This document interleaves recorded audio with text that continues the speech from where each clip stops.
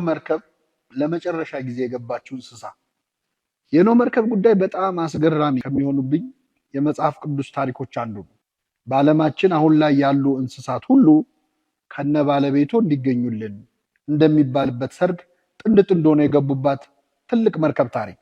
ዳግም ለሰው ልጆች ወላጆች ለመሆን የተመረጡ 4 ወንዶችና 4 ሴቶች ብቻ የተሳፈሩባት ትልቅ መርከብ። ሁኔታዋን ሳስበው ብዙ እውነታዎችን ያዘለ ነው። ከሁሉም በላይ ግን መርከቢቱ የቤተክርስቲያን ምሳሌ መሆኗ ብዙ ነገር እንድናስብ ያግዘናል። ቅዱስ ዮሐንስ አፈወርቅ ወደ ኖህ መርከብ ተኩላ ገብቶ ሲወጣም ተኩላ ሆኖ ይወጣል፣ ወደ ቤተክርስቲያን ግን ተኩላ ሆነው ገብተው በግ ሆነው የወጡ ብዙዎች ናቸው ብሏል። እውነትም ቤተክርስቲያን ወደ እርሷ የገቡትን መለወጥ የምትችል መርከብ ናት። ወደ ቤተክርስቲያን እንደ ጅብ ሆዳም ሆነው ገብተው ጾመኛ ሆነው ይወጡ አሉ።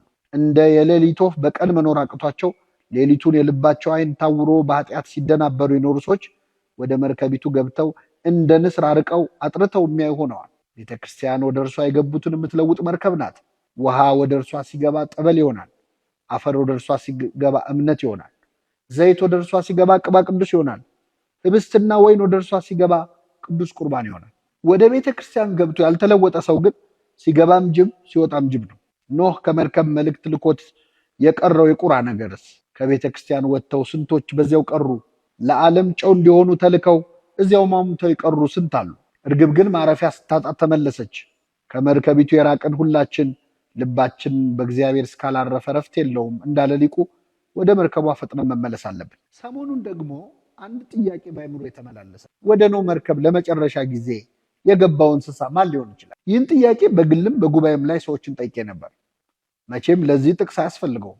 ኖህ ቆሞ እንስሳቱ እስኪገቡ ድረስ እንደጠበቀና ማንንም እንስሳ ጥሎ እንዳልገባ የታወቀ ነው። በዚህ ምክንያት እንስሳቱ ወደ መርከቢቱ የሚገቡት እንደደረሱበት ቅደም ተከተል ነው። ክንፍ ያላቸው በረው ቀድመው ይገባሉ።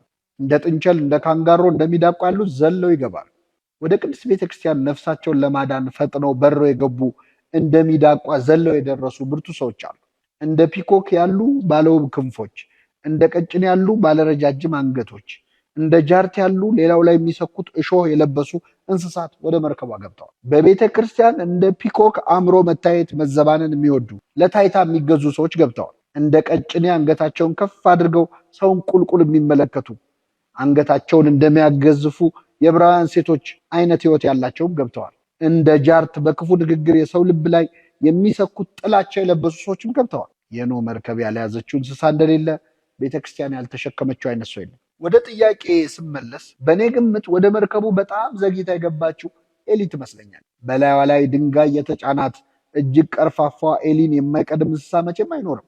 ምንም ብትዘገይም ኖህ እስከ መጨረሻው ጠብቆ አስገብቶ ለዘር አትርፏታል። እግዚአብሔር ምንም ብትዘገይ ኤሊ ሳትገባ መርከቡን አልዘጋውም። የኤሊ በመርከቡ መትረፍ በቤተ ክርስቲያን ልንተርፍ ተስፋ ለምናደርግ ለኛ ትልቅ መጽናኛችን።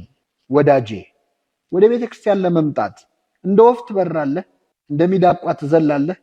ወይስ እንደ ኤሊ ትጎተታለህ? እግሮች ለመንፈሳዊ ነገር ሲሆን አቅም እያጡብህ አልተቸገርክም? ልብህ ቢፈልግም እንደ ኤሊዋ የተጫነ የኃጢአት ድንጋይ አላንቀሳቅስ ብሎስ አላዘገየህም? እንዲህ ከሆነ አትጨነቅ።